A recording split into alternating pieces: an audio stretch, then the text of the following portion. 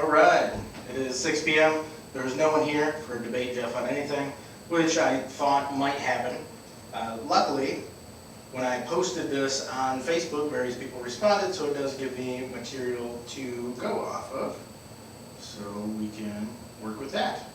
So the idea here, and I held a meet and greet, I held that no one came to, I held a Ask Jeff Anything that 3 people came to, and then a Debate Jeff on Anything, which no one is here right now. If someone comes in, then I'll definitely answer their questions or debate them, whatever they would like. But the idea here is that feedback mechanisms in politics is one of the major issues with politics, and it will always be an ongoing issue. It's a major issue with various people that I've known high up in companies.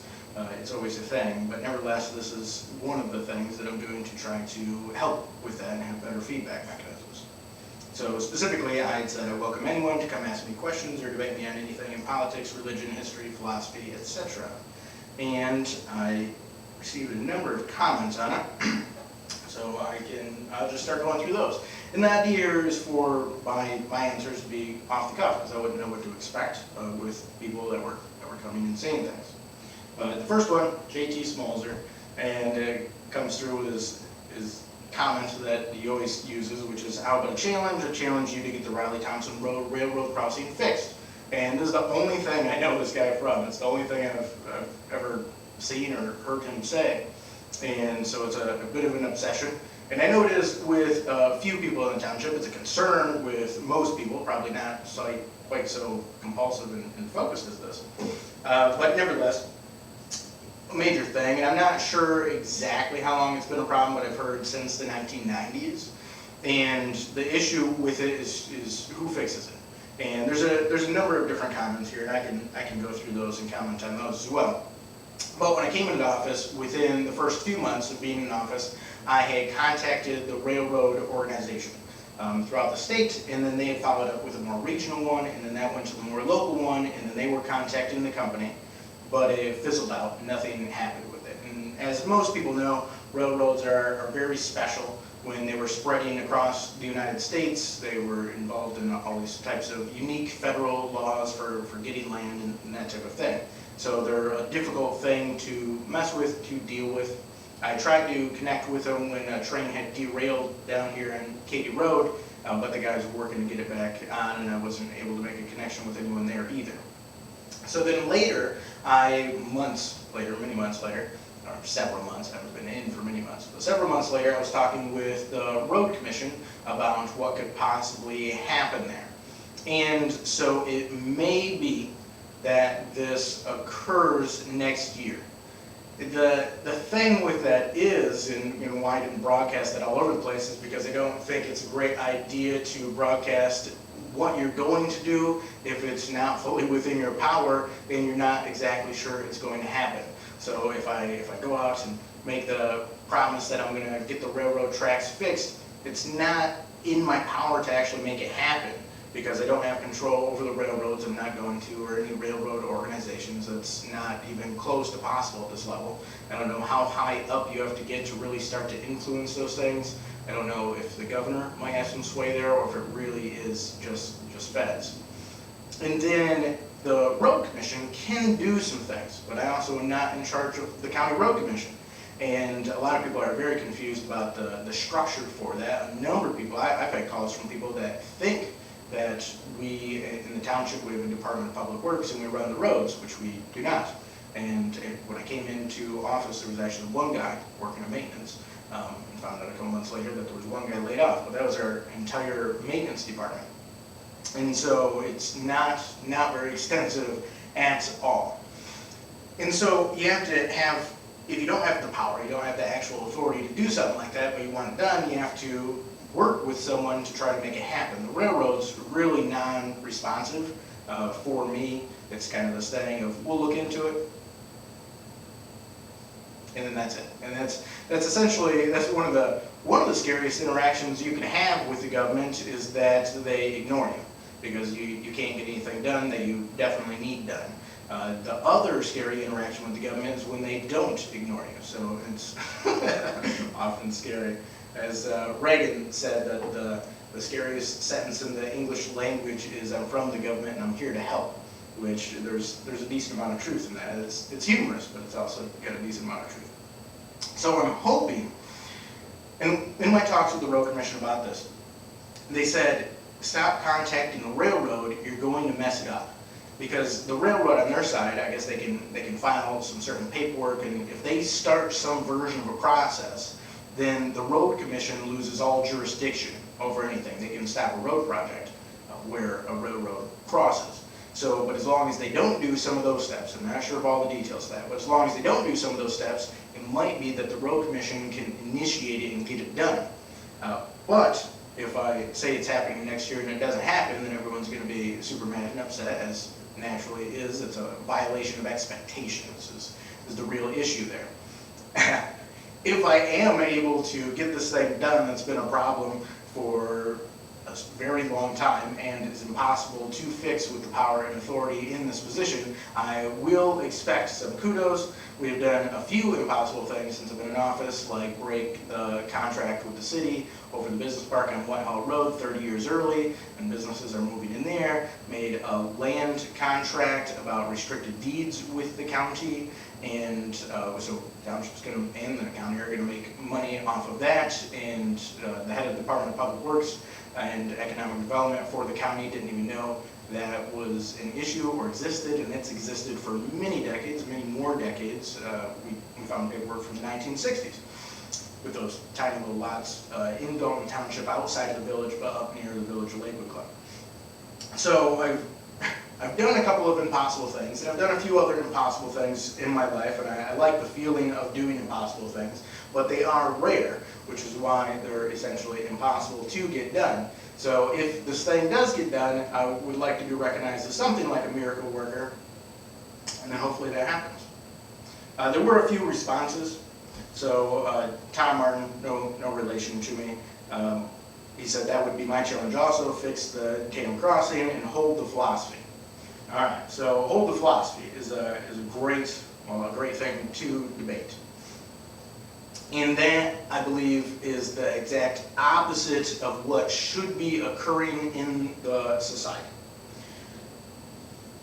It's a philosophy itself, so it's impossible. It's a self-defeating statement. You don't operate without a philosophy. You may not know that, or you may not know what your philosophy is, those types of things, but you can't operate without a philosophy. You have various assumptions in life, and you have some view on what we can call the 5 major areas of philosophy: metaphysics, which is your layout of the structure of reality overall, something like that; epistemology, which is your theory of knowledge, how people learn, what they can know, what they can't know, that type of thing; ethics is behavior, obviously how to act and how to not act; politics is part of philosophy, so if you ignore philosophy, then you would also have to ignore all of politics, which would make no sense. It'd make you a non-functional human to ignore philosophy.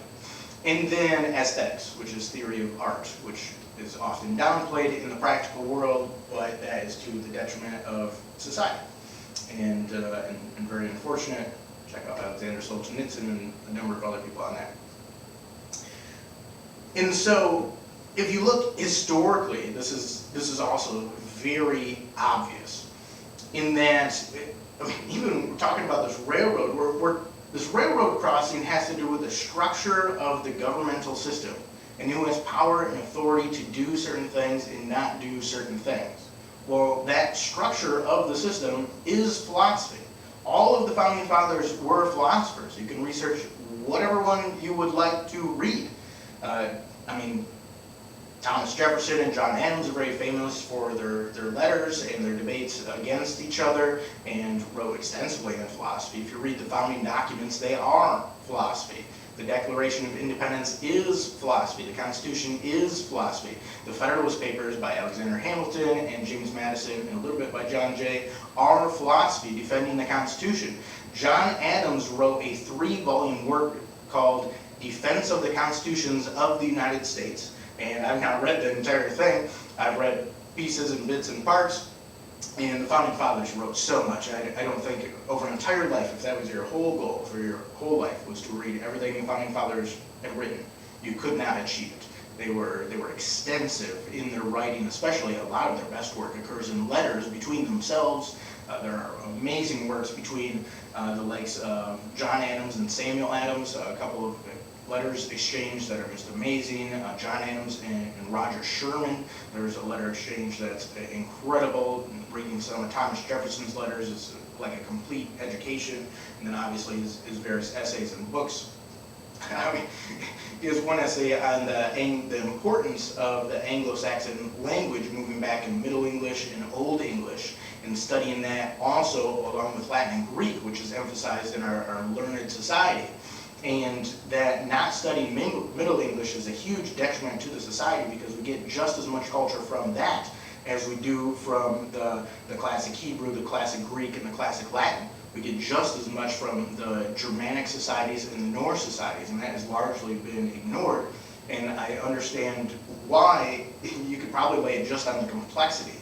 And he points out that the word many, which we would spell M-A-N-Y, in Middle English has 20 different legitimate spellings, so it's extremely complex and largely ignored. Nevertheless, the idea to ignore philosophy is a philosophy. And some people would say it comes from pragmatism, which was founded by Charles Sanders Peirce, a polymath from the United States. And that was really taken over by William James, famous psychologist, and John Dewey, a philosopher most known for his theories on education. And Charles Sanders Peirce disagreed so much with the way they were using pragmatism, which is specifically a theory of truth. Right? It's a truth maxim.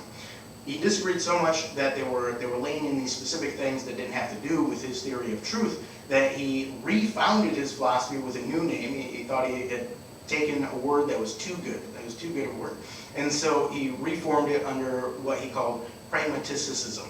And it's hard to say, and it's a horrible word, and never became popular, which he didn't want on purpose, but also doesn't have very much influence then, which is kind of ironic. But it's not the idea. We use pragmatic as a term to just get things done.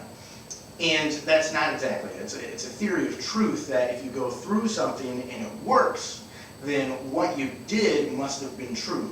So it's a kind of a unique correlation, and Charles Sanders Peirce worked in a number of different fields, and one of the things he works on, most people know deduction and adduction in logic, of taking a premise and pulling it apart into its necessary consequences is deduction, and then adding things together on the other side. But he also talks about abduction, which is a difference in time, essentially, in logic.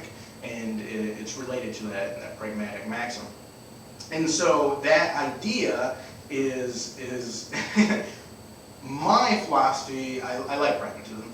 My philosophy would actually work for that. If I am able to achieve this, then the path that I followed on that would be true. So I'm following that. You could also say that trying to drop or ignore the philosophy is a version of nihilism. And nihilism is an absence of meaning in life, and a very dangerous route to go down. And a lot of people associate it with Nietzsche, Friedrich Nietzsche, which wrote tremendous stuff, immensely intelligent. He was a professor of philology, which is classic languages like Greek and Latin. And I believe he took a professorship in his late teens. It was ridiculous. There are some people that theorize that he had the highest IQ of all people in history, but there are some other people like Savant, which is where the name Savant comes from, which have these ridiculously high IQs. Nevertheless, a very intelligent person encountering a very difficult age in history, as all ages in history are, and he was able to see the future. Most famous for the phrase "God is dead." Most people don't read that whole quote. Actually, I will look it up. I won't look up very much stuff, because a lot of the stuff I reference will probably be longer works. But some of these things are pretty small. God is dead.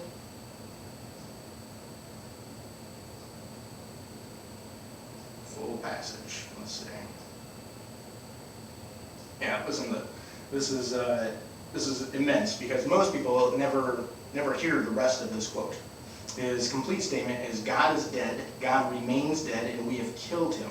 How shall we comfort ourselves, the murderers of all murderers? What was holiest and mightiest of all that the world has yet owned has bled to death under our knives. Who will wipe this blood off us? What water is there for us to clean ourselves? What festivals of atonement, what sacred games shall we have to invent? Is not the greatness of this deed too great for us? Must we ourselves not become gods simply to appear worthy of it? That phrase is just, that's just immense. And so he's encountering this idea of the collapse of meaning and value and structure in life that him and Dostoevsky really pointed out was coming, and also Soren Kierkegaard, Danish philosopher. Dostoevsky's Russian, pretty famous. And Soren Kierkegaard is a philosopher, and generally Kierkegaard and Nietzsche are considered the founding of existentialism, which is a focus on meaning in life. There's different branches of that, major different branches of that.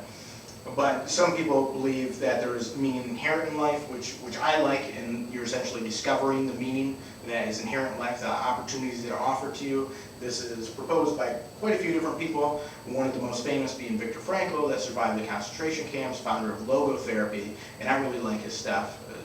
Lays out the idea that there's 3 types of values in life: the creative, the experiential, which includes the encounteral, and the attitudinal. And the creative and the experiential can be taken from you, but not the attitudinal. So the way that you approach the situations where you can't necessarily change anything, and you can still encounter meaning, you can still discover meaning in those situations in your life. So Nietzsche and Dostoevsky and some of these other people that are generally classified as nihilism, they're encountering that problem and trying to tackle it. Probably the most famous one is a guy, his name looks like Albert Camus, but he's French, so it's probably pronounced, I think they usually pronounce Albert still, but Albert Camus, or maybe Albert Camus. French leave off a lot of those consonants at the ends of words. And he's generally considered an existentialist, although he didn't consider himself that, and the founder of absurdism. And absurdism is this idea that we are designed, we are made as humans to find and seek meaning in life, but there is not meaning inherent in the world, so it's an absurd pursuit. And I like his stuff. I read his stuff when I was young, but I disagree with it. Even in that, he actually falls back on then the last meaning in life can be defiance against that absurdism, which means the ability to be defiant against absurdism has to be inherent in life, which defeats his own argument. And there obviously could be arguments against that. But nevertheless, this idea of dropping the philosophy doesn't work. You can't function like that. History shows that the politicians that drop philosophy are, to the extent that they can, that they just go with opportunism, just grab what they can here and there, and they have no moral base. It's a huge disaster for almost everyone involved. Some of the people, it turns out, okay, Joseph Stalin did well for himself. And I know a lot of people want to ignore the history, and I think the people that want to ignore the history either want to repeat those bad histories, or they don't realize that they are part of the cause of repeating those bad histories. But it's one of the two. All right. What are we up to? The third comment. Kelly Bantian, it said, agreed, has the railroad even been approached on this matter? With 4 question marks. And so I explained earlier that the railroad had been approached on it, and now I saw a follow-up post, and this is kind of impressive, is that she ended up reaching out to the railroad and checked, and she had an email response which said the classic, we'll look into it, which I'm hoping I'm impressed that she took action and followed up, and almost always is that a good thing. I'm hoping that she hasn't triggered one of those things that'll mess up the road commission if hopefully they pursue fixing it next year. But nevertheless, that's super good. So kudos to her for following up on it and trying to get something done. I might as well go back and read the exact response. It's kind of a good example of the responses you get. Yeah, Thomas Ferris replied to her. And he said, after speaking with the local team, I was informed that the town has not ground the approach to this crossing correctly. The rail is not lifting and is within the proper regulations. Having said that, the team will be out there to see if there's anything we can do to the approach to make this crossing more negotiable. Thank you. And so, well, I mean, we'll see if anything comes of that, but what it sounds like to me is he's saying the railroad has done nothing wrong, the road was put in wrong. And then I'm guessing the road commission would say the same thing in the opposite direction and say that they did it correctly and the railroad did it incorrectly. I do not care about any of that. All I want is the problem fixed. In this case, to me, this is not, it doesn't seem like very good lead because I checked into it and followed up with them before and wasn't able to get anywhere. So if that gets somewhere, then that's great. And then just, I think there's a bunch of comments on that. I'm not going to go through the comments on this post, but some people have pointed out that the town doesn't do it, which is true. Like I stated before, we don't have a Department of Public Works. If people want to put a millage in place so we can get some land and build a building and buy some trucks and get some employees to do a Department of Public Works, that's obviously possible. I'm not going to take an initiative in that direction. I think it would, I mean, the structure of the governments here, which we're back to philosophy, has a road commission set up through the counties. So that's where we are on this. And we'll see if I can work more miracles or not. Next, what do we got? Andrew Haycoop, he said, is that a township issue? I thought rail is federal, which he is correct. And Kelly had responded that the railroad has to fix it. And that is largely true. And if that is 100% true, that only the railroad can do something, I think we're not going to get a solution. If the road commission has a different path that they can follow to get the paperwork and the logistics and jump through hoops that will work for us, then maybe it can get fixed in that way. So that's what I'm hoping for. Next subject. Brittany Haynes, challenge, fix Central Road between Riley-Thompson and Bars, I assume she meant Bard, without the citizens having to pay a penny. So that is impossible. And what this is, there's a great essay, don't worry, I won't look it up and read it for everyone. I already have it included in the next meeting packet, actually, by Frederick Bastiat. So Frederick Bastiat was part of the French Liberal School of Economics, and this is back when liberal still came from the Latin libertas, meaning liberty. It has changed in recent years, faster in the United States than in Europe. So you'll notice that classic liberal still kind of holds the idea of limited government and as much liberty as the people are willing to accept, essentially, something like that. Frederick Bastiat is one of my 5 favorite economists. And if there's other economic questions, we might go through the economists.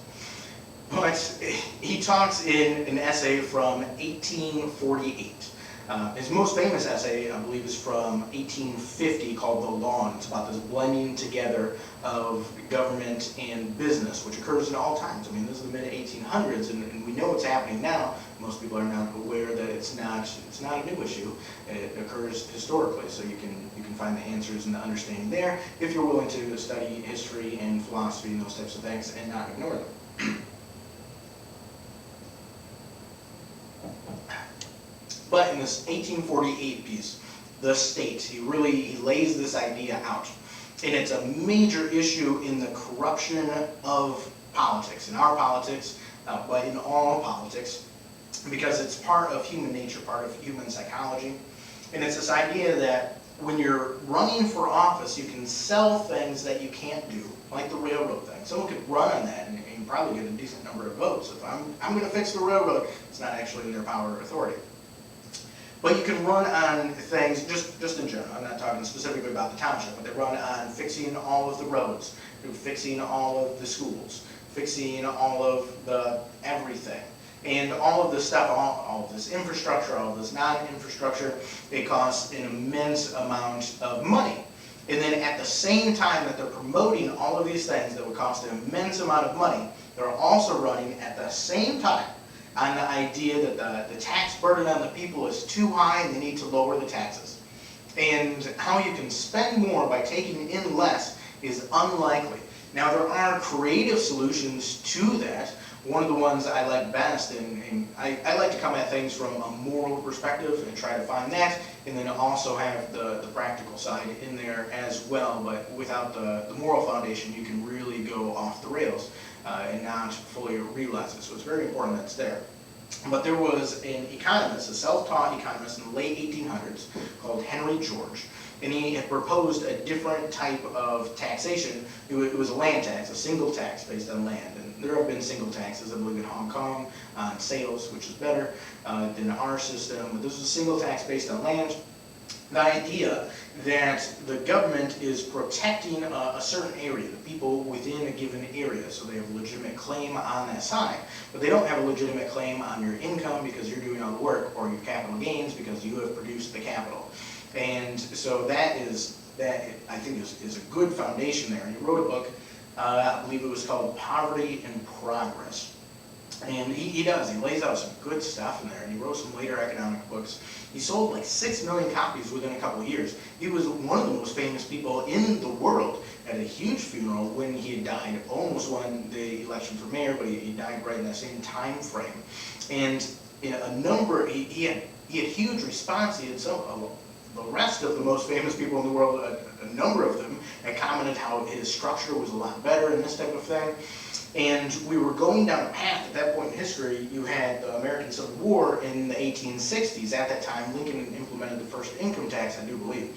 It eventually got rejected by the court system, I believe the Supreme Court. Not sure on the exact details of that. You can look it up. It should be pretty famous, easy to look up. But eventually, that's why we get under Wilson, the 16th Amendment was proposed. What became the 16th Amendment was proposed. There were other ones, so the numbers can be a little off versus what was proposed versus what went through. But the idea of a federal income tax in the way that we have it now was proposed under Wilson in the early 1900s and ended up passing in the year 1913, along with the 17th Amendment for the direct election of federal senators, both decimating, just utterly horrible for the country. And that whole streak of amendments we had there, 16th, 17th, 18th, which was prohibition, were very rough on the country. And they ended up repealing the 18th, but not the 16th and 17th, very unfortunately. And I assume that's never going to happen. I don't know how you would get enough support for that and push it through the political system to make that happen. Nevertheless, Henry George's version of taxation probably would work better, and to a large extent because you're not taxing capital and income, you're not de-incentivizing business operations and work, which makes no sense if you want a strong economy. You're de-incentivizing speculation on land for the most part, and so it makes more sense for you to get land only if you're going to do something productive with it. And they actually implemented it in the early 1900s in Houston. It ended up getting shot down as state unconstitutional in Texas. And then the guy that had implemented it ran for mayor of Houston, ended up winning. They implemented kind of a warped version of it, but then he died like a few months after he was in office. And so the thing really fell away. So there are ways to structure those systems differently. Will they ever occur in the United States? Probably not. So going with that, this idea that you can spend more money while taking in less is highly unlikely. You can play games with it, you can inflate the money, and the feds do that a lot. We obviously don't have the ability to print money at the township level. Probably nor should we. So that would inflate money like wild. So it makes sense for that to be with the feds, although there are strong arguments for versions of private currency, and that's essentially what we're seeing is in crypto. Cryptocurrencies are this emergent form of a private currency, and why the feds have allowed that to continue when they easily could have stopped it, I'm not sure, but overall I think definitely a good thing. And so these political ideas that sell so well and sell so unfortunately about spending more and lowering taxes are impossible, and the people have to decide which way they want to go on those types of things, and those are very important decisions, but people have been being tricked about that for a very long time. Next, Sammy J. Tracy challenge, go to the meeting. He just posted dates and times for it. That would make sense. Obviously, no one arrived, which is fine. You know, this works as well, I think, answering the questions like this, and maybe I'll structure some of these like this in the future. My time has been ridiculous over the first year. I was really hoping that the first 6 months I'd put in ridiculous hours, work most of the weekends, work long days, into the evenings and that type of thing, and then be able to structure it down a little bit, to limit it. And I was wrong. I had other people tell me that it's, my father told me that it's probably going to be the first year that you're going to have to crank on this insane level, this insane pace, and basically just take 1 year of your life and dedicate to the township and not do too much else. Now, I haven't done that. I've done various family activities. I've gotten in at different times and that type of thing. And I try to always do stuff. And I'm aware of the transient nature of life. So I try to live fast, but there's the old phrase of live fast, die young. I have been hard on this body. But I like the phrase better, which I've never heard anyone say, I just made it up, live fast for as long as you can. And so that's what I try to do. I try to pack a lot of stuff in, and then I'm going to try to live as long as I can. But the various spinal deformities I have and the damage that has caused and is causing to my brainstem, I have a very shortened life expectancy. So the fact that I've been attempting to live fast has worked out very well. Coming into the job, obviously I have certain things that I definitely want to work on, like due process. I want to bring up the idea of enumerated rights. We've done that. I said I would just tackle any other problems that I come across, whether I consider them very important or not. I'm trying to tackle those, starting with things that are important. So the priorities, like the business park, it would have been something like a miracle if I was able to do anything within 4 years in office. And we were able to break that contract 30 years early, worked with the city of Muskegon and the county of Muskegon on that, and we were able to accomplish that in less than the first year. So kind of wild. The ORV ordinance has been being talked about for a long time. It's not a particular concern to me personally, but it's a concern of a lot of people here. And I don't have an ORV. And so we tackled it, and Lori, the clerk, ended up writing up a lot of that stuff, which is great. But no one would have taken it up on their own if I wasn't here. So I made sure that something was going to happen with it. Certain decisions are going to be made, and I've gotten feedback that I'm bringing way too many things to the board, which I understand. We had a meeting that was over 3 hours. I've had meeting packets that were over 230 pages. And so those are ridiculous numbers. A normal meeting packet for a township this size might be between 20 and 40 pages, and sometimes even smaller.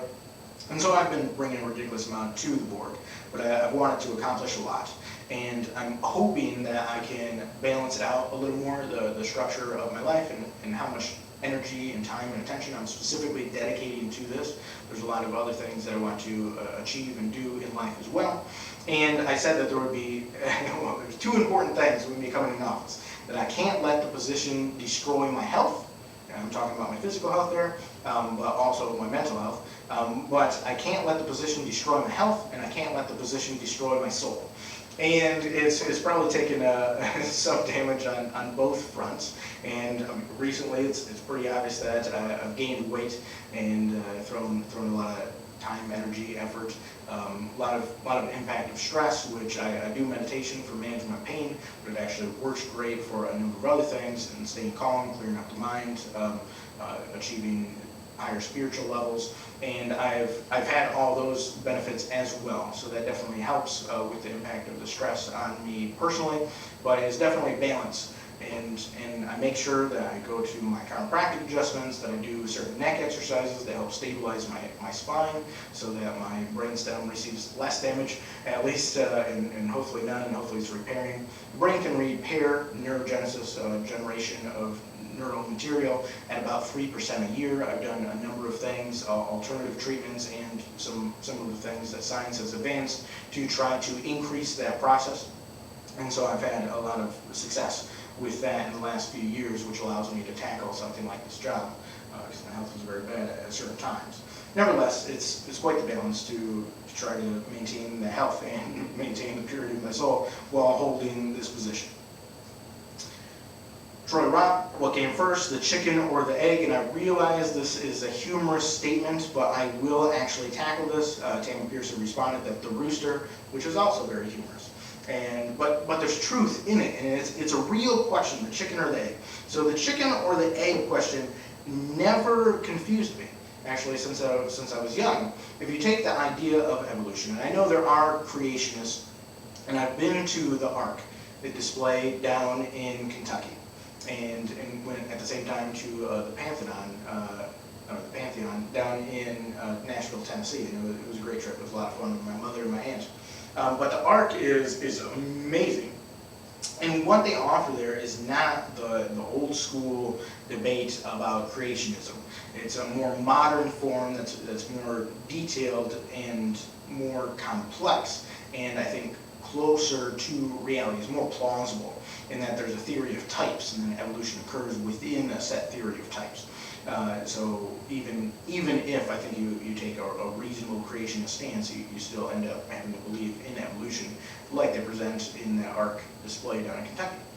And so on this, if you realize the idea of evolution, right, you understand the basic idea of evolution, it answers this question in that as the animals are changing from one to the other, and we can answer this in like dogs. Dog breeds are not very old, and we have tons of dog breeds, and you can watch new dog breeds being created over your life very easily. So it becomes something like the same question of when does a dog breed become a new dog breed? And the reality is that there's a gradation, a change that occurs over time. But to classify it, especially in our language, we choose a point where we say this is a stable breed, this is a new breed.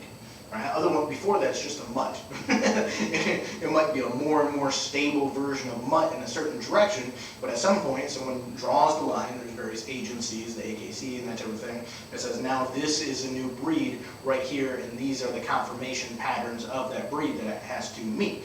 So you have the same thing in the chicken and egg.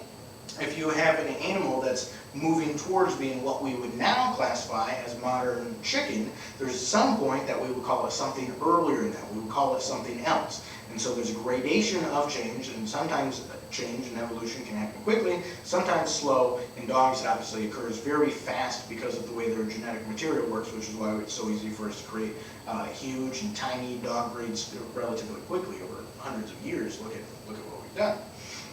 And so that is essentially the answer. I mean, that's the process for it, how it works.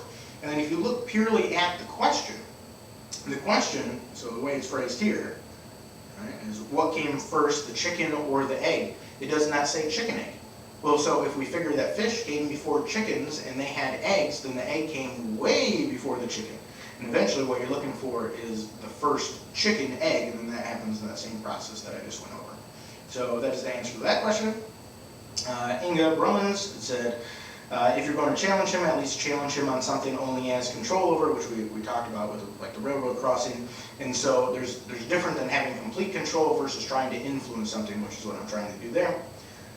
She continues, I highly doubt he can just fix a railroad crossing or a central road without the proper avenues involved, and if no one paid taxes, you'd be on your own without the existence of a township hall, LOL, go to the meeting to pick his brain.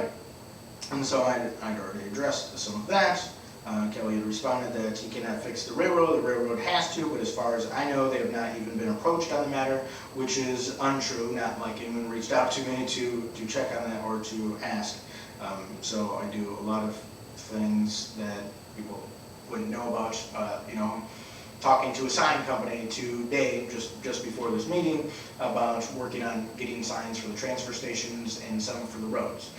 But it'd be weird for me to just shoot a video of my computer all the time and broadcast it online, and if I didn't, no one would watch it. So nevertheless, I had reached out to this a long time ago. So, and you respond that hence I highly doubt you can just fix a railroad or without the proper avenues involved. Kelly, yeah, I was on your side with the comment, dude, but I'm saying no one has actually talked to the railroad yet, which, as I explained, I did. Inga, sorry about that, went off your earlier comment when you agreed on the challenge of having Jeff fix it. At least we're on the same page. That's the only way anything is going to get fixed. So decent conversation there. Most Facebook conversations don't even go so well. I've been debating philosophy online in a fairly serious and intense way since I was 12. And so I've been through all sorts of various message boards and social media. And it is a horrible way for humans to communicate. It's not a way that humans are designed to communicate. I have had good conversations, but definitely slated in the not direction. I've made good connections, that people that I'm friends with to this day from a number of years ago, but not an ideal way to communicate, that's for sure. Not even a good way to communicate.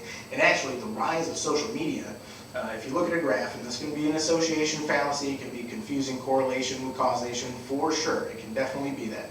And I think this is a multifaceted thing. But the rise of social media directly maps very well with the rise of child suicide rate. And it's not an obvious direct causation, it's definitely a correlation, but I believe it is involved. Kristen McFerrin said, I can't attend as I'm busy that night, but here's the challenge: reduce the road repaving projects by half and use those funds for improvements to the dirt roads. I'm given to understand that there is a gravel option for dirt roads that does not create dust, nor does it get potholes, and it's far cheaper than a full paving project. This can be done by the township without having to have a special assessment created for those that live on dirt roads. And so this is, we're running more complex issues here. It's not just a simple, fix things without any money, which is very simply impossible. He offers some ideas for solutions here. And so this is, it's still difficult because we don't have the Department of Public Works, and I have to work with the Road Commission on these things. And the amounts, and I have a sheet on it, but the amounts that the township has put towards roads has been different at different times, but for the last few years, technically last year, the COVID messed a bunch of stuff up and how people were trying to operate, and it ended up being very small. I think the total amount taken from the township, on the one sheet that I got from the Road Commission, and I'm not fully sure that it's accurate, but it was like $89,000, and it should have been more. But in the few years before that, it had been a little over $500,000. And then we worked out, right? Like I had a meeting with the Road Commission, working out where they're proposing that the most work needs to be done. And then there's different types of roads. So we obviously have M120, the highway, those types of things, and those are purely state roads. So MDOT handles that stuff. A lot of times they contract with the Road Commission to do work on those, and a lot of times the Road Commission is contracting out for other companies to do work. So there's multiple stages. And I message back and forth with the Road Commission every day, which is kind of insane because they have to cover the entire county. So it's an immense amount of time. If I can't imagine every municipality must not interact with them every day. But we get enough complaints and issues, and people try to go through me for things that I do, and I think it becomes just a repeating voice to a certain extent because people aren't contacting directly, and it just seems like I am driving around trying to find problems, where really I'm trying to relay problems that people are reporting to me. Nevertheless, some of the roads, like the work on Russell and that type of thing, which has been big, and they've been doing multiple things over the last few years, because they're main roads, then the county is doing them. And they have various funds that are allocated to them. And then there's other local roads, the Michelinda thing, which I'm sure we'll come up with on here. The Michelinda issue is that it's a local road. So the Road Commission will contribute a certain amount to it, but only a limited amount. And actually they're limited by state statute, by state law, how much they can contribute to local roads. So on some of those, the township, more of the money that's contributed by the township doesn't go to the repaving projects. It goes to various chip seal projects and that type of thing, and some gravel upgrades and those things. So I would say it's already occurring to a large extent that we're not focused on repavings. And then the idea of the county focusing more on local roads isn't fully possible because they have to take care of the main roads that everyone is driving on all of the time.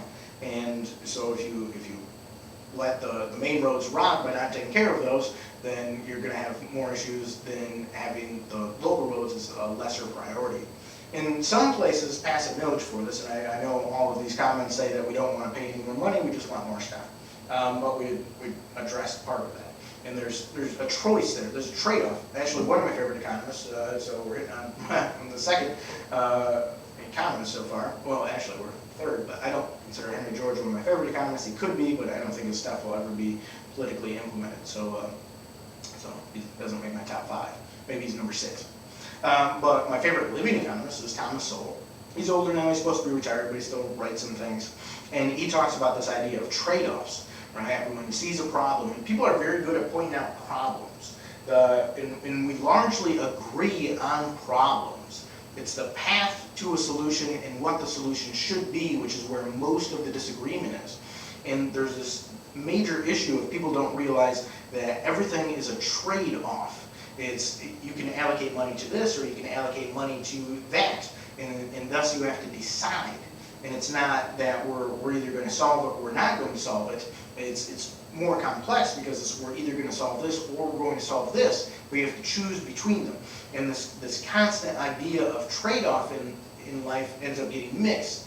And so but it's important of understanding the various trade-offs like that, which I think when you explain it, when I say it, most people realize that you can go in this direction or you can go in this direction, but you can't go in both.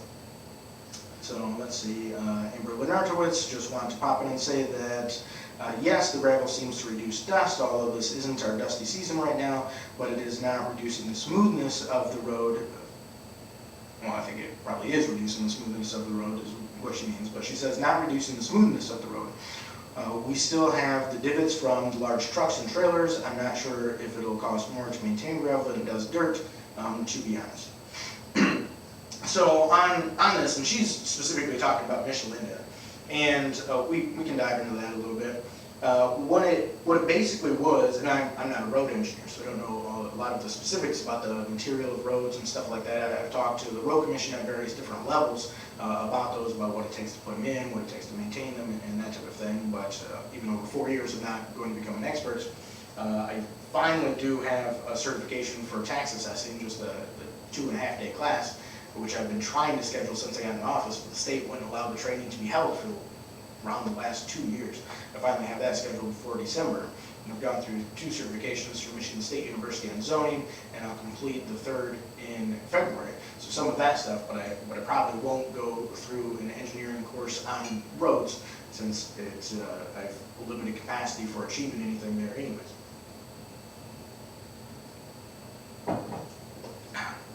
But Michelinda, there were obviously complaints about it being dusty. I mean, the last summer, I'm confident that I got a call from every single dirt road. Someone on every single dirt road, they called about and complained about them being dusty. We do one grinding year that we split the cost of with the road commission. And so the township's portion is $20-some thousand. And to do another grinding for the 27 miles of dirt roads in Dalton Township, just a single other grinding would be $50,000. Because I thought, maybe if you do like 3-4 grindings over a summer, then that'll cut the dust way down. And I didn't realize when I initially looked into that, and I don't think anyone else does too. Some of the other people I've talked to don't realize this. That would be hundreds of thousands of dollars just for the grinding, just to chop down on the dust. And so dirt roads are going to be dusty. And Michelinda, we had received a petition. And so the guy that came in for the petition, and he called and left me a message recently. I don't know exactly what he wanted to talk about, but I assumed something on Michelinda, and I called and left him a message and haven't heard back in the last day or 2. But we received a petition for the paving. And when he had come in and he was looking at getting information on it and doing it, I emphasized that it's going to be expensive. And I'd heard that it's over $1 million a mile to pave roads, and it depends on the road and this type of thing. Michelinda has come back as less than half of that. Almost a third of the price that I promoted for when he was talking to people to save, because it's an expensive thing.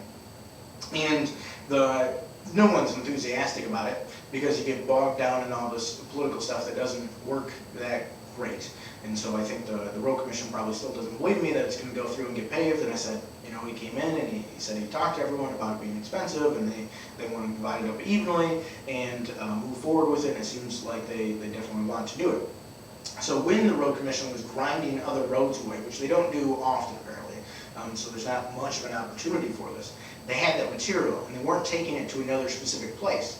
because we have to go through at least a 4-month process of resolutions for paving road through the township, 4 separate resolutions, and you can technically do them, you can pack them together a little bit, but that's a time for people to object and for people to be informed on those issues. So I think it really should, the 4 resolutions should occur over 4 meetings.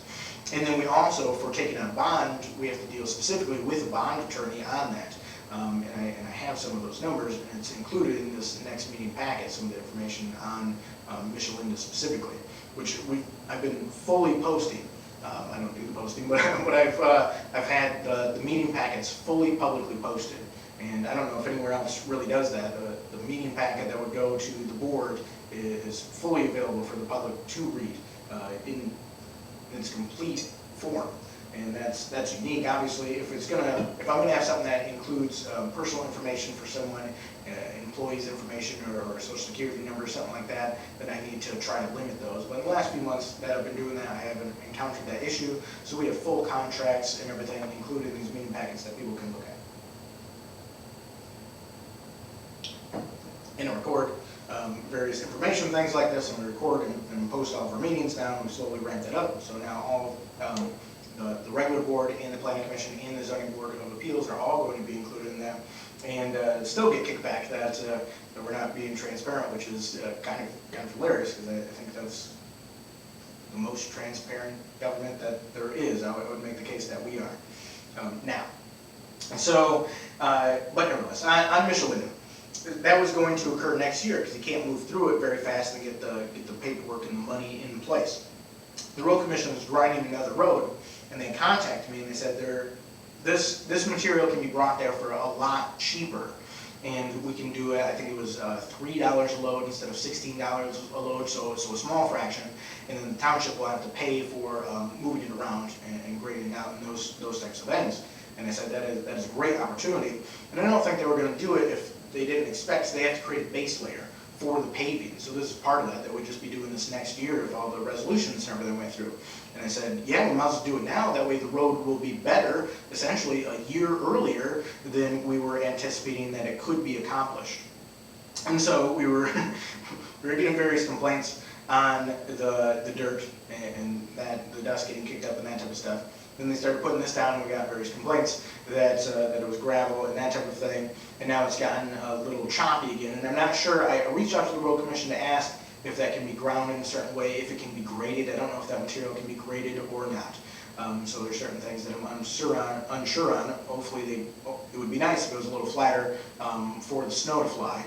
We'll see how well the ice fills in divots, and sometimes better. I've driven down a lot of dirt roads over my life, and sometimes that snow and ice helps, but often it just kind of freezes in place, and then your big chatter bumps just kind of get stuck there all winter if it's not done nicely, and it ends up being a huge timing issue on dirt roads for when that's going to occur versus when the freezing is occurring. But we're getting various complaints on that. And so we'll work on moving forward with the paving project as well, and I would fully expect that we're going to get various complaints about adding it to the special assessment for taxes on the road for doing this paving project. But also the idea of the township just covering this is that the money it's not magical, it can't come from nowhere, so it's coming from the overall taxes. And most people, I think most people, or at least a lot of people, think that your full property taxes goes to the township, and it really just goes through the township. And so fire gets 4% here in the township. Fire gets about 4%, and then the township itself gets about 2%.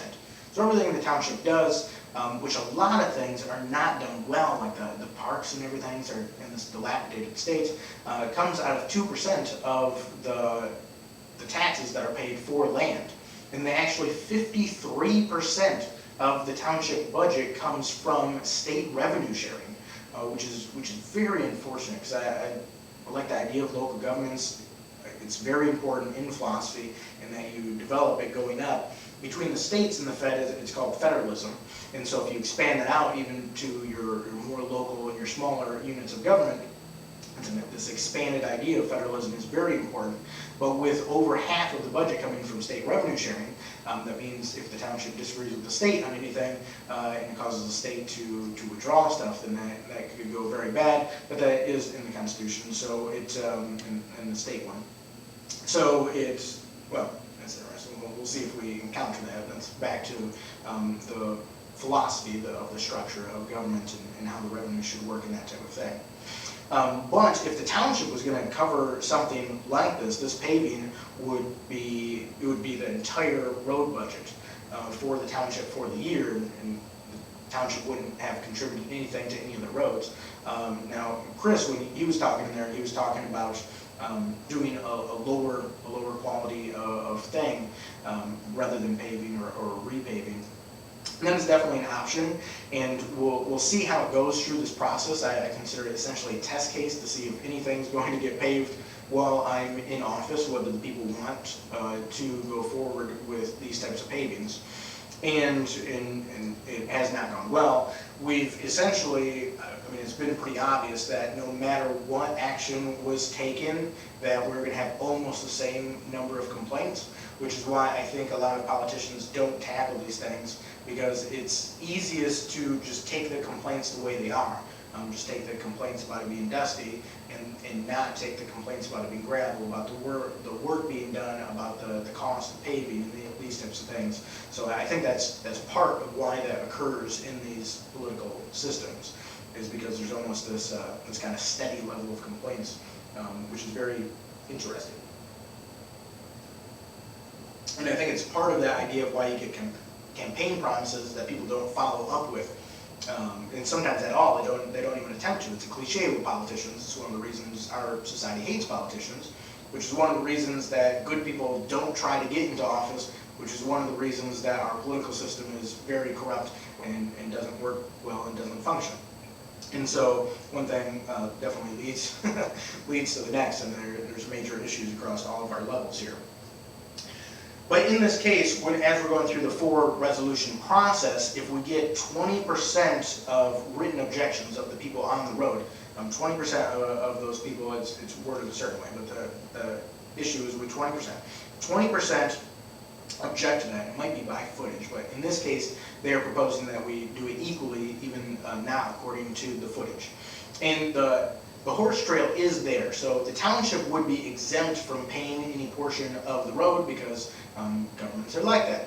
But because, and if it was just a piece of land the township is holding, I would do it that way. But because the horse trail gets traffic, I think it is reasonable for the township to pay their equal portion of that as well, which is coming out of the general funding for the township. So you do get in a weird footing for a philosophical and moral debate about people's taxes there. But because the township facility of the horse trail is causing traffic, I think it's reasonable in this case for the township to pay their portion that would occur along that road.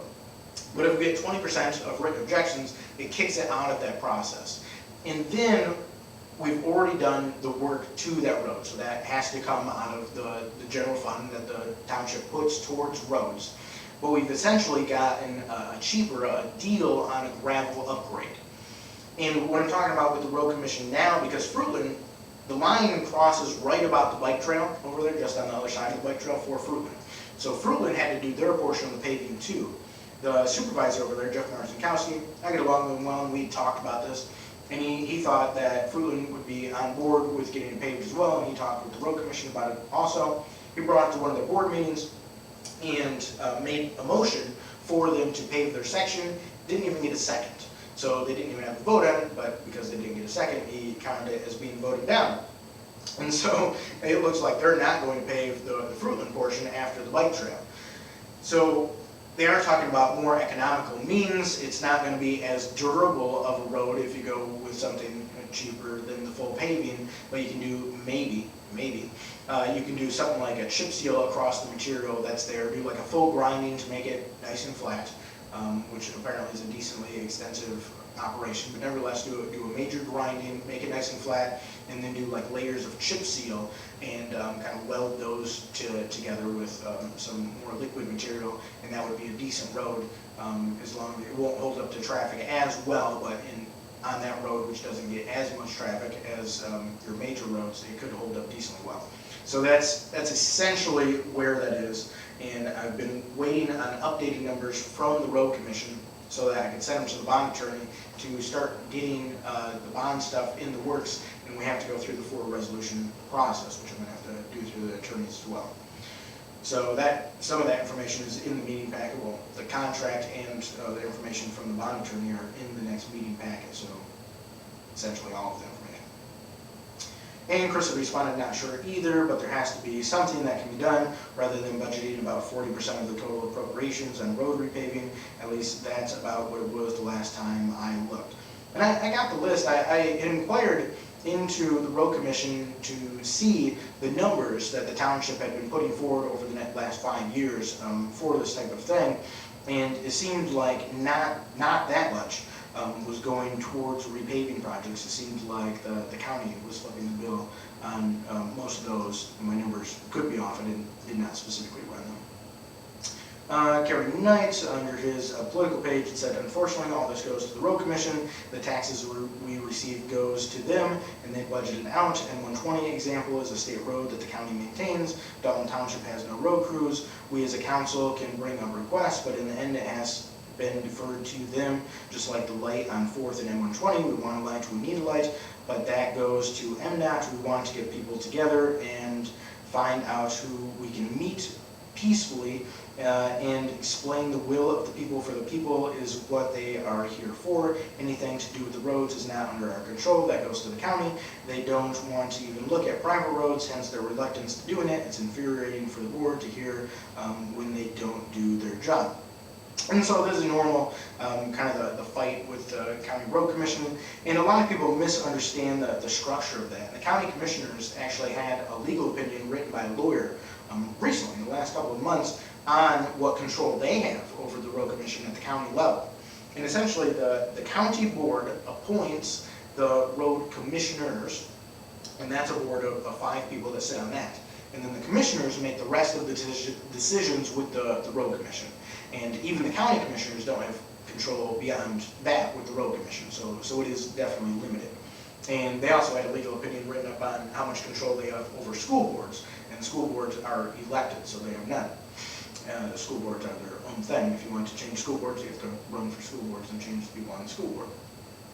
And there's a few things on here, because he hits on a few things. So we work with the road commission on the amount that the township is going to contribute. That is true. Not all of the taxes go to them, because the township operates off our own taxes. M120 is a state road. That is true. We have no road crews. That is definitely true. We're not a council. He refers to us as council. Some places are referred to as a council, and some places are referred to as a board, and some places are referred to as a commission. It just depends on what the organization is. For instance, so we have the township board of trustees, and then becoming supervisor, I automatically sit on the wastewater management committee, and I sit on the water policy board, Muskegon Regional Water Policy Board, and I sit on the Barry Junction Trail Commission. So various names. The Village of Lakewood Club has a council up there. Most cities are called a council.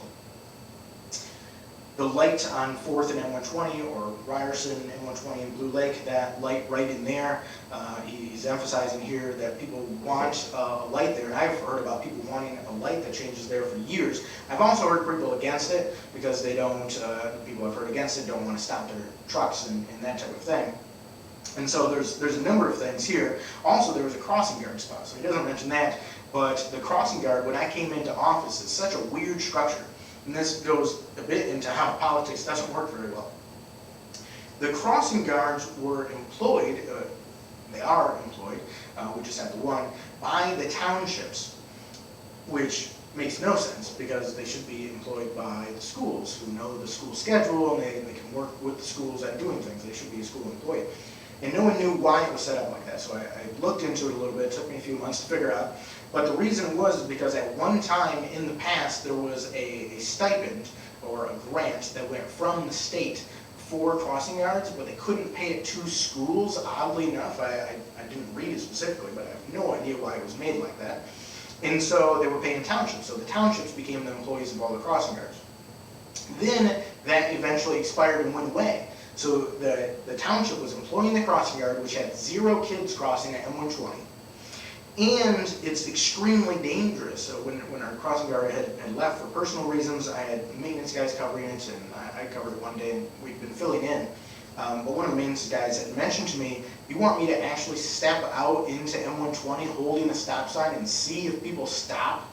You know, it's an extremely dangerous road for cars, super dangerous road for a human being to be trying to stay in the middle of and stop traffic, especially with the curve that's there and the speeds that people go through there. There's a bunch of crashes right at that light.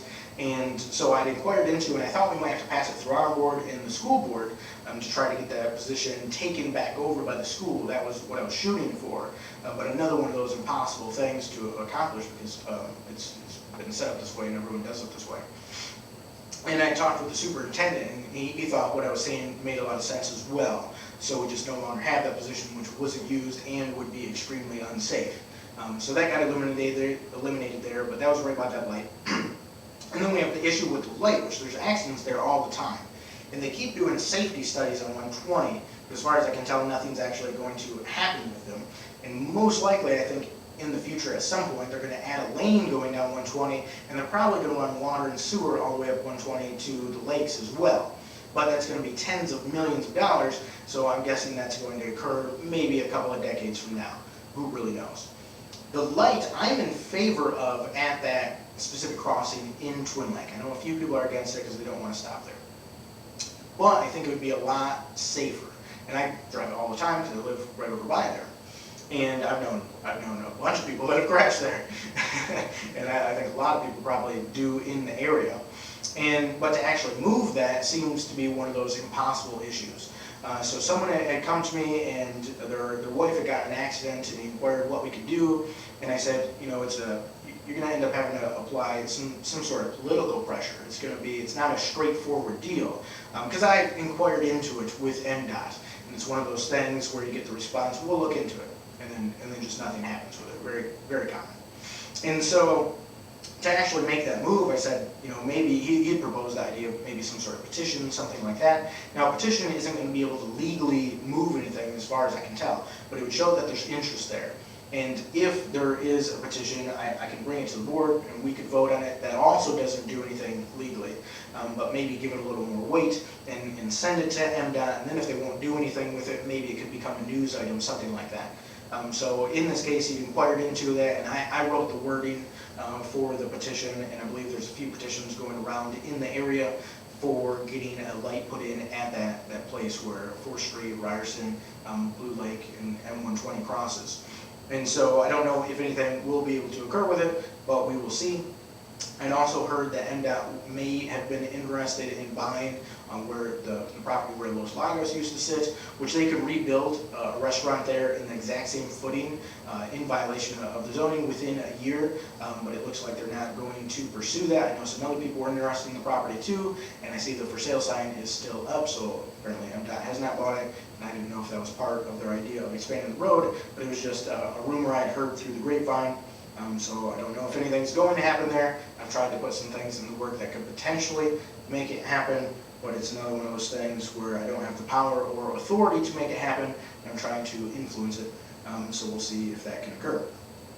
Next, we've got Tammy Pierce. She said, I know that this cannot be done, but it would be nice if there could be a street light at all crossroads out here in the country. If you don't know where the roads are, you will miss them, may even help with accidents because people would be aware that there is a street there. And so the street lights are another one of these huge issues that you wouldn't realize is an issue until you dig into it a little bit, and then it's a mess.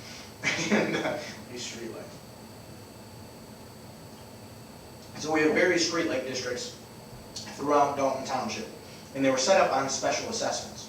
But the special assessments have not been followed up on correctly, and so we're only charging 1/3 of the special assessments that are in place. So the board is going to have to make a decision on how to proceed on that.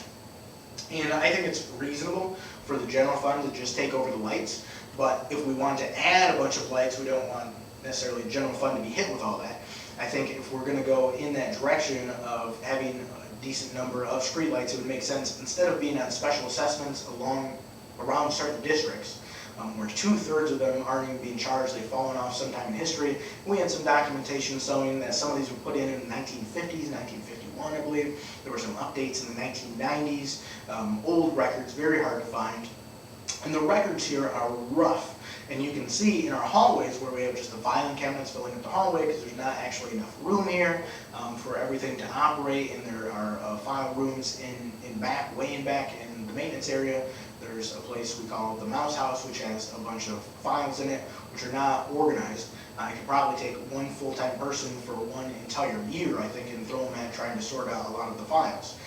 So there's just an immense amount of work and problems to be done there as well.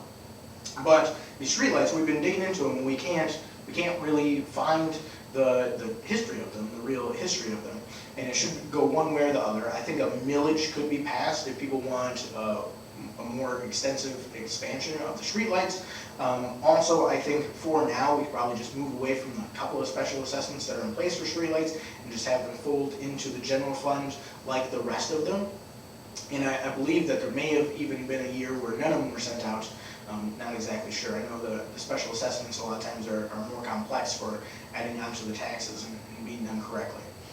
So that's essentially where the streetlight stuff is. And maybe a few of these things, the maintenance specifically on dirt roads better and expansion of streetlights, maybe we could look at putting these on a ballot. The nice thing about millages, even the ones I disagree with, like I disagree with the senior millage at the county level. I don't think it's being handled well. I think it's a great example of something that the government should not be handling, because the government is designed to be clunky, and it should be clunky because of its main features involve violence. And that's the protection from other governments, the Army, and you see that in our national military. And then the protection of people from each other and policing forces, which the township of Dublin doesn't have policing forces. And those are the primary functions of government. That's what it emerges from. That is the need. That everything else is added on. So our society says that the schools should be run by governments, that fire departments should be run by governments. So these are societal decisions that we move forward with, and then they just have to be managed well. We have a bike trail that's a government bike trail. We have parks that are government parks, and so I will work to maintain those as best that I can. But you don't want the government running extremely smooth. The smoothest and most straightforward and most efficient government is a kingship or a dictatorship that works really well, where you just have one person that's making various decisions. But I think most people still agree that that can go very poorly. And so we have specifically a constitutional republic in the complex form that it's taken. And it took a long time to discover how that would work in a way that would work. And it really starts, you can trace it back to the Witan, before the Normans conquered England, which was with William the Conqueror in 1066. You had the major landowners that had enough power, they could put a certain check on the authority of the king, and they would even have councils that voted on who was going to succeed the king. It was almost always the oldest legitimate son, but nevertheless, there were times, and I think there's even 2 documented times in the chronicles of the Anglo-Saxons where a king was removed by one of these councils. And so that's where it really started to come about. And then the Normans were Vikings who had come down and conquered an area of France, Normandy. And then they'd come across on William the Conqueror in 1066, who was the Duke of Normandy, and conquered England.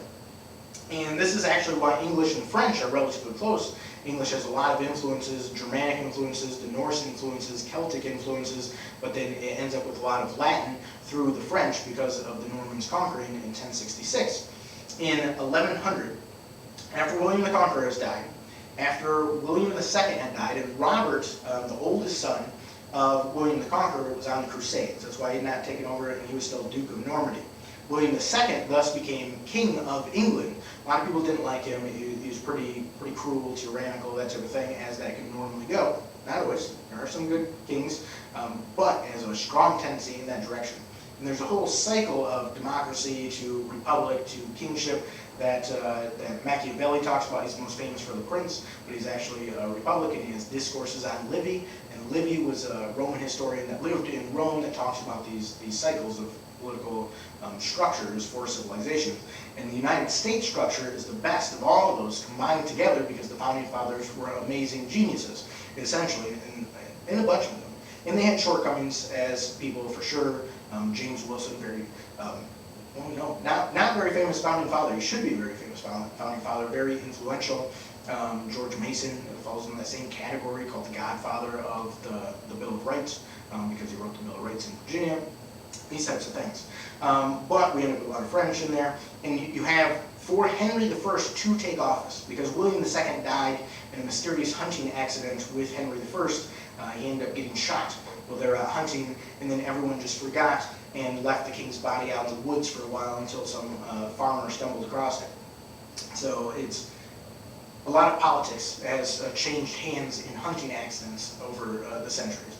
But nevertheless, Henry I is taking power in 1100, and as part of his coronation, he has to sign a thing with the idea of limiting some of his own power, and that's called the Charter of Liberties. And then immediately afterwards, he just completely ignores it.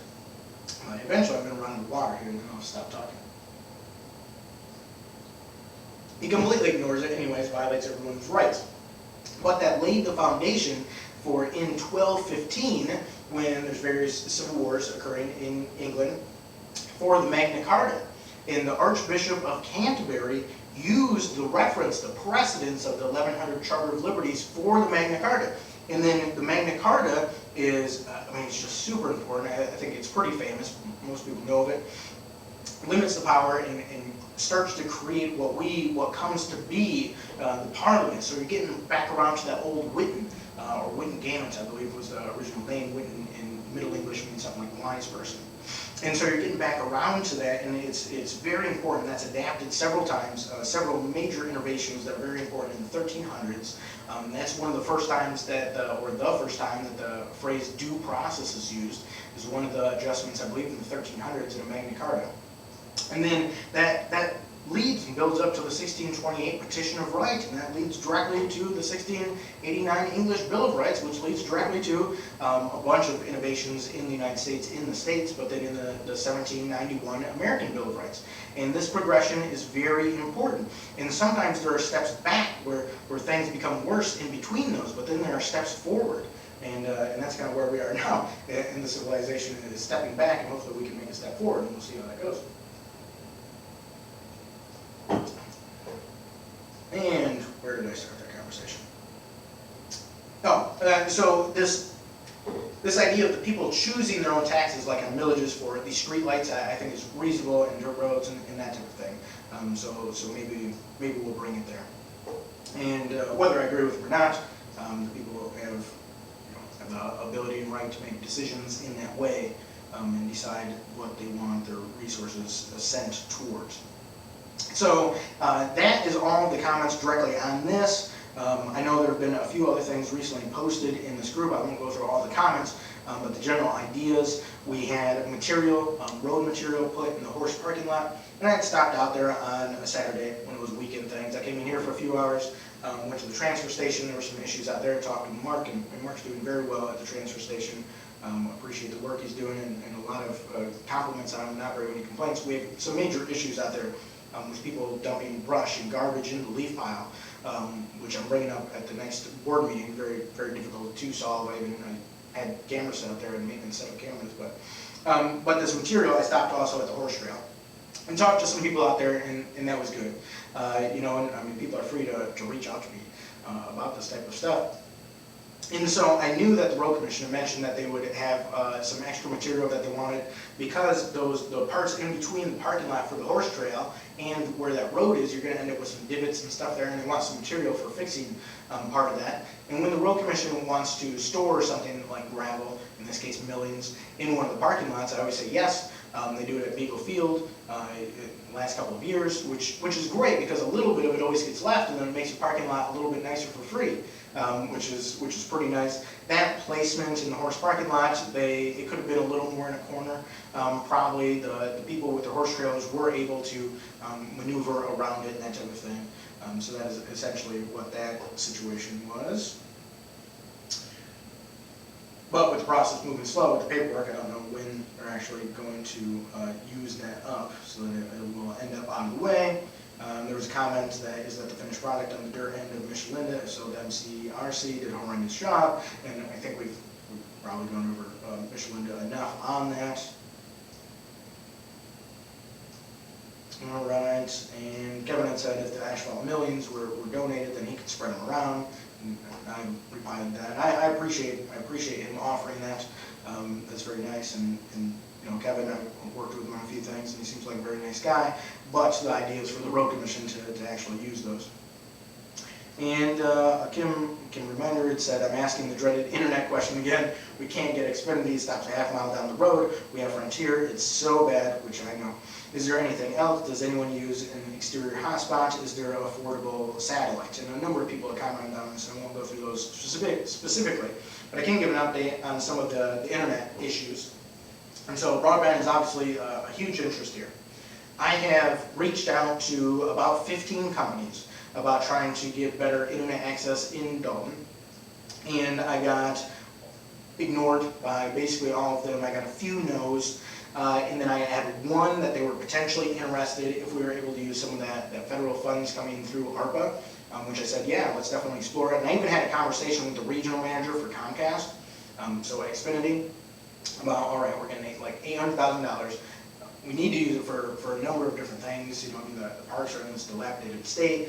At first, there was definitely no use on roads. It'd be nice to use some of it on roads. Now, maybe they're kind of discussing it. Still, no one kind of knows the rules. They've done a horrible job at that. And so we don't want to get caught with using the money incorrectly, and then the feds wanting the money back or something ridiculous like that.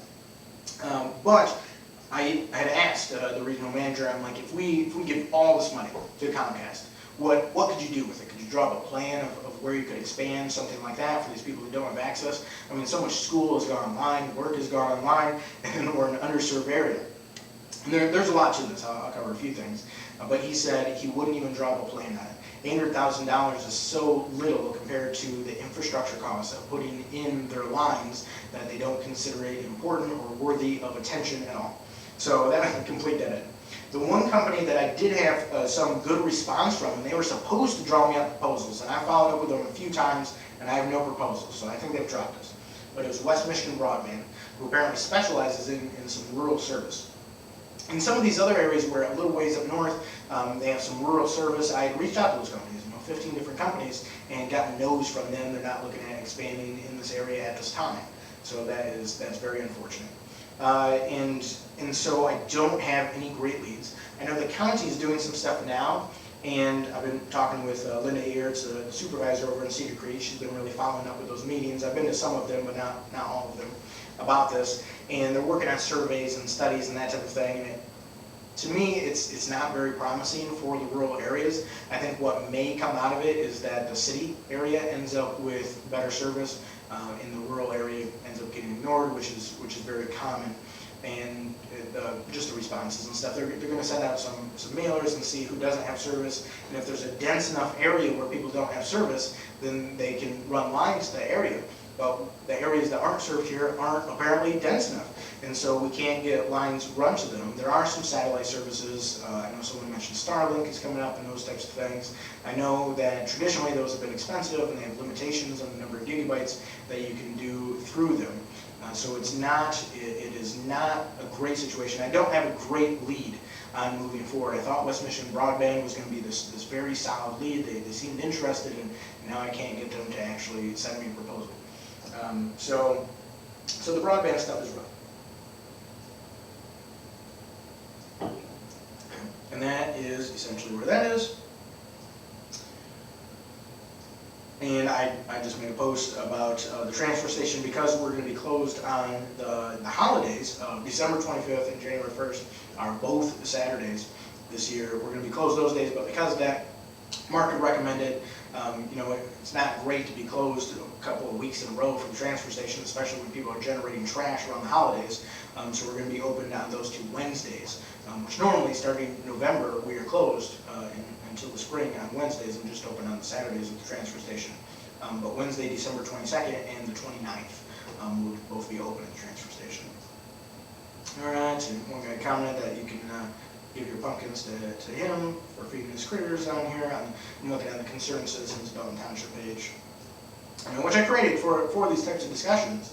And so 0 people are banned, in the group, because I know that was a huge complaint on the other Facebook groups that the previous supervisor controlled, that anyone who disagreed with politically, he would ban. And I have 0 people banned, even though he has lied about banning people. I had to make a post one time showing that there are 0 people banned in the group, took a screenshot of it. So that looks like all the questions, a bunch of stuff, and really on the practical end, which I completely understand.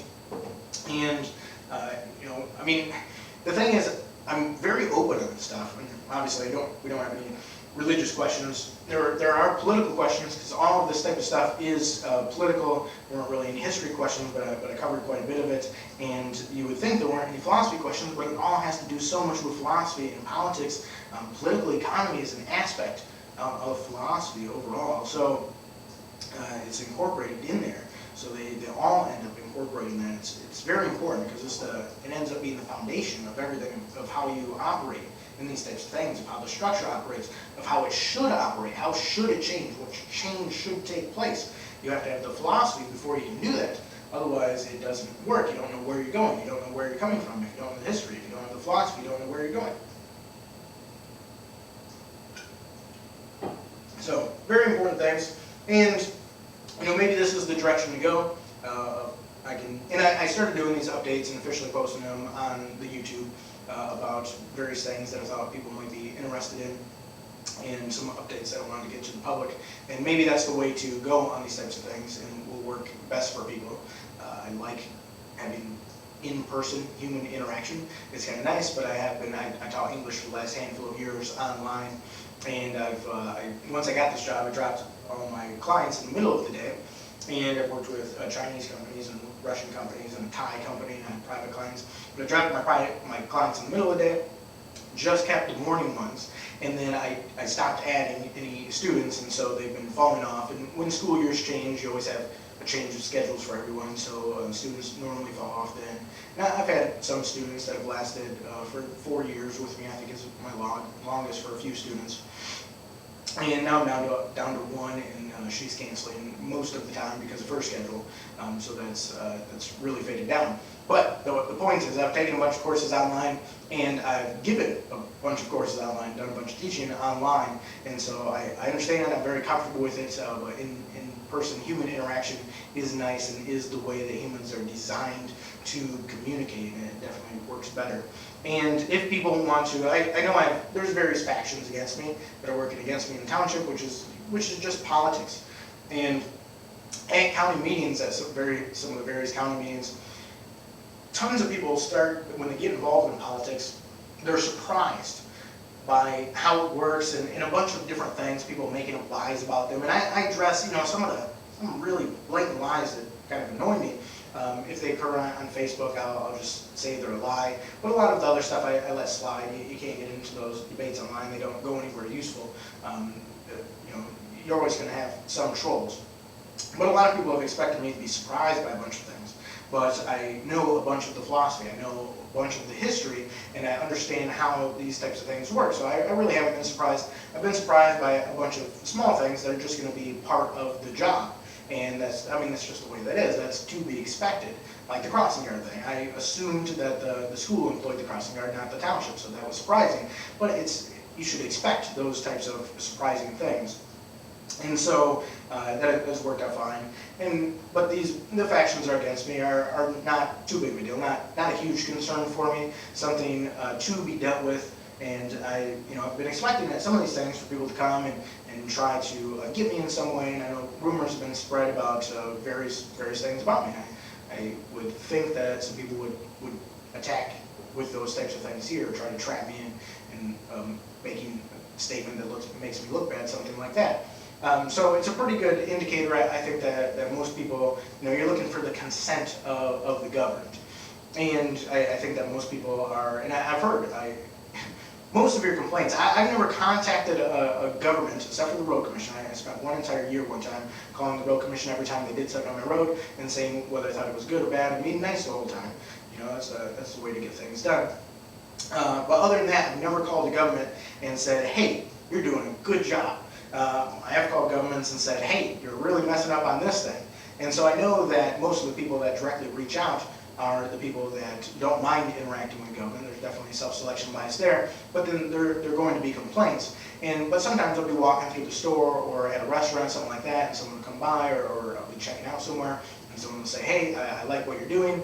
And I've had people write letters that like what I'm doing, write emails directly to me and say that they like what I'm doing, message me on Facebook and say they think I'm doing a good job. I've had direct calls to the office of people that said they read one of the articles that I wrote for the White Lake Beacon and said you're doing a good job and appreciate your perspective and including this history and this education. So that's really good. Just on Michelinda, I've had various complaints, but I also had a call from someone on the road that said, hey, I don't know to what extent you're involved with getting things done here, but I appreciate you putting down the material. So I get some of that feedback as well. But I think the indication that people are coming to these and trying to catch me in some form is an indication that a decent number of people, you're never going to get the whole thing. If you have a 50% approval rate in politics, you're doing well.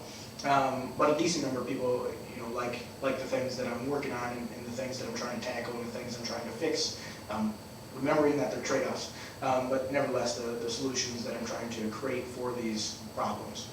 So yeah, I guess we'll end it there. And I appreciate the comments. I know there's no one here that's commenting, but I would say I appreciate the people coming, but I appreciate the people commenting on there, and that's why I started that group for us. People get on there and debate. It really hasn't worked out that well. People more just attack each other and try to spread rumors and call each other names. But there are some good discussions occurring on there, and that's really good. And it's not, social media is not an ideal way to communicate, but it's a big thing in today's world.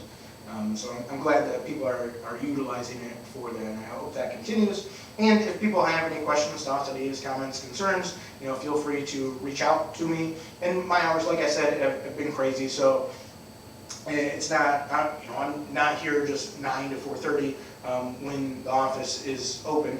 And I've been here at midnight a number of times, and the fire chief was mentioning to me recently, like, I respect that you're here at midnight, but it also makes me question about the level of work that you're taking on, the stress and that type of thing. I've been here early in the morning and left before anyone else came in, and I've stayed very late, and I'm willing to meet people in the evening after they get out of work, something like that.